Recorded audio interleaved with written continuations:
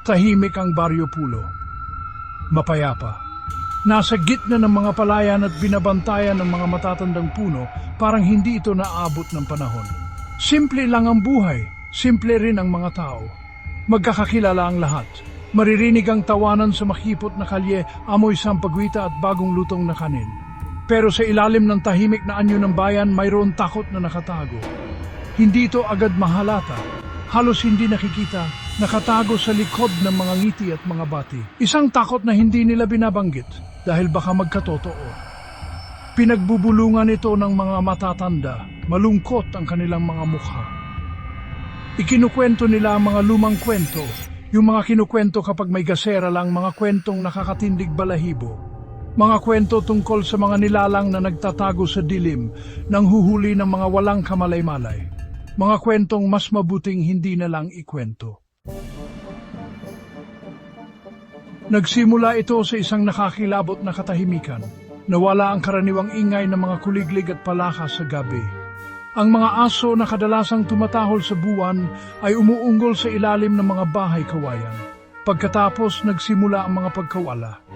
Una, ang kalabaw ni Mang Tasyo natagpuang wala ng dugo, dilat na dilat ang mga mata sa takot.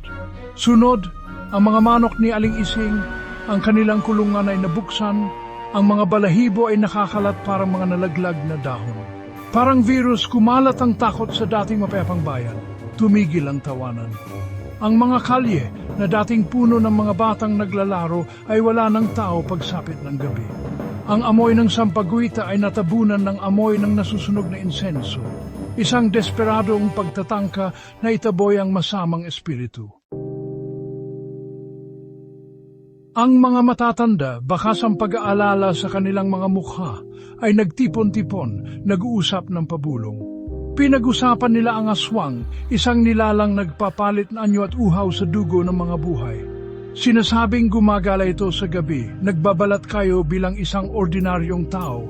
Ang tunay na anyo ay isang pangit na kombinasyon ng tao at hayop. May ilan na nagsasabing pamahiin lang ito, mga kwento para takutin ang mga bata. Pero ang mga nangyayari ay mahirap ipagkaila. Ang takot sa kanilang mga mata ay nagpapakita ng kanilang pangamba. Ang mga kwento na dating binabaliwala lang ay nakakatakot na katotohanan. Bawat gabi, lumalakas ang takot.